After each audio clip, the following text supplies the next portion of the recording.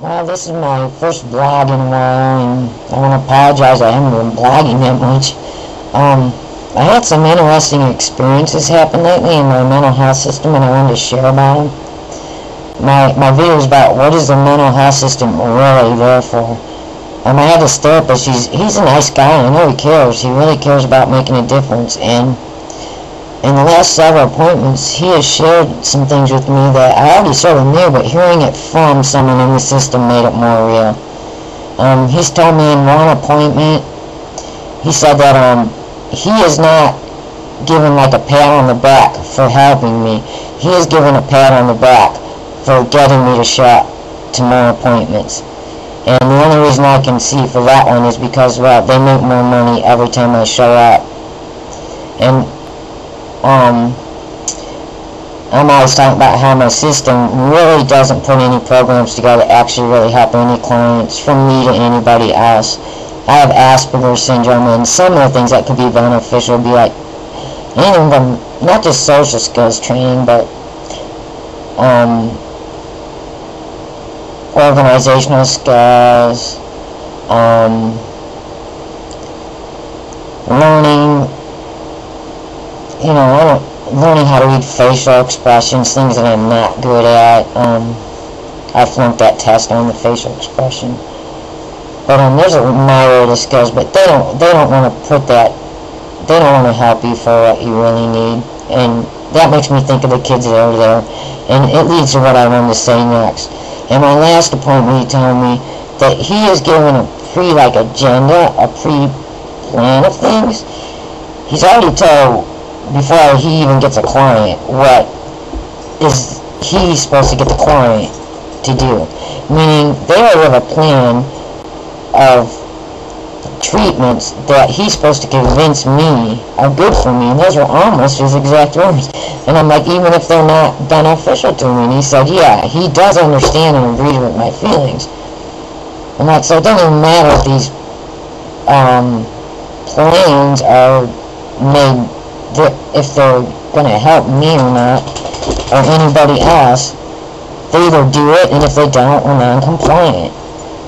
And I already sort of knew this, because no matter how hard I could get fight with the system, and for 3 or 4 years now I've been asking them, please, if you're going to have clients with autism and Asperger's syndrome, which is high-functioning autism, why not educate yourself on it?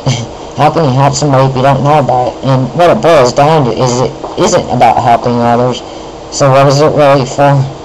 And, well, I came to this idea, but I've been in these systems in and out for over 20 years, so that's where I draw this conclusion that it's not about helping people, it's a money laundering system. That's how I see it. The more I show up, the more money they get, and if they can get me to take the drugs, which I refuse to take, they make the drug companies make money. And what I'm about ready to say I'm pretty much anti-mental health system, because it turned into a profit organization, and it's not about helping people. Maybe people get help in some ways in systems, but it seems to me like we spend more time sick on side effects from medications. I've had doctors tell me to take medication even knowing that went on it, my high-functioning autism will decline to moderate autism. Where I can talk to you like this now on medications, I wouldn't be doing this. I wouldn't be able to have this conversation. I can't think clearly. And behaviors that I do have behaviors off medications, but on medications I've gone out of control behaviors, and I think that's because the drugs themselves I have an adverse reaction to. I read once through one of Temple Grandin's book. She has autism, and she's also author. The book was called Thinking in Pictures. But on a very low dose of medication, either half the normal dose or half of the normal dose, people with autism may have a positive response, but we're really sensitive to a lot of things. And on the normal dose of medications, we could possibly have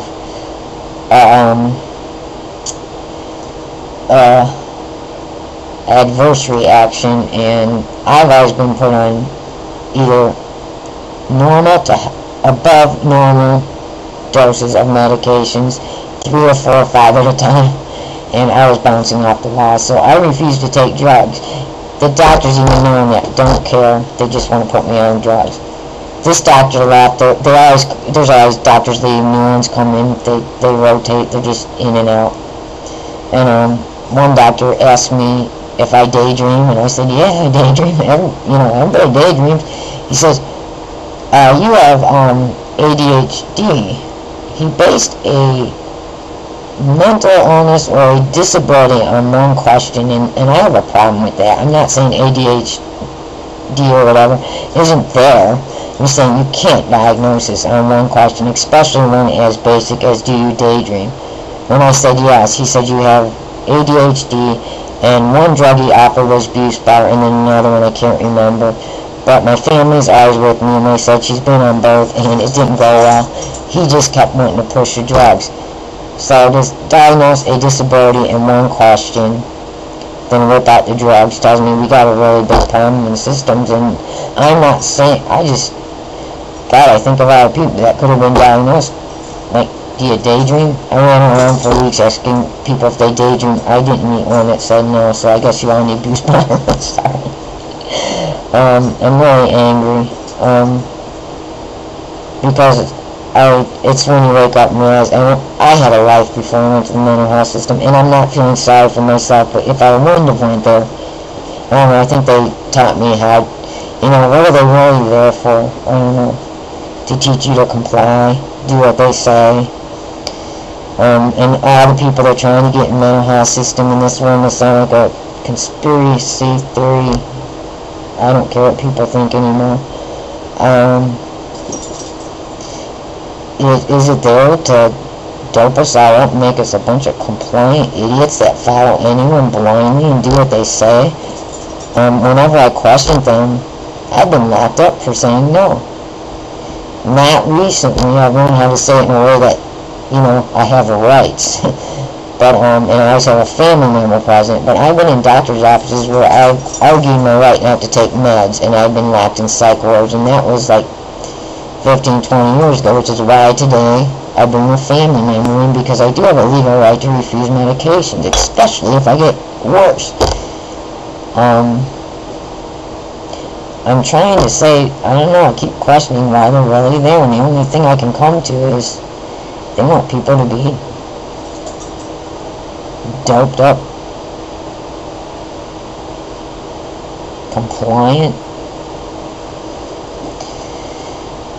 It's like other people out there and a bunch of people not knowing how to think for themselves, and whenever you try to think for yourself in a mental health system, you're told there's something wrong with you. And I refuse to back down, and I keep going, not because I agree with what they're doing, but I think of the kids. I want kids to know that it's okay to be an individual.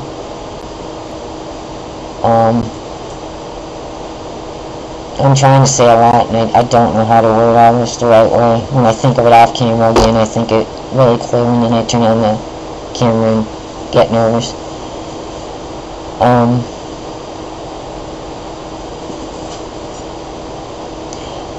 If I do what they say, they pat me on the back. If I don't do what they say, I'm a bad person. Actually, what I'm asking of them is to help me do more, which is not to be lazy. It was so that I could go out there and live a more functional life. They seem to be happier that I go sit in some stupid ass day treatment program and weave baskets, and yes, they still weave baskets. And don't speak up. I do. I get in a lot of trouble, but I'll go down speaking up.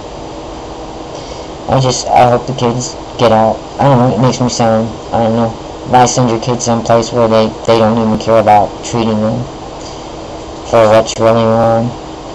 I'm sort of down, but I guess when something's really bothering me is the best time I can blog. Probably being a little negative. I wish, like I said, I could say this a little better, but I'm trying my best, and I'll thank you all, and see you later.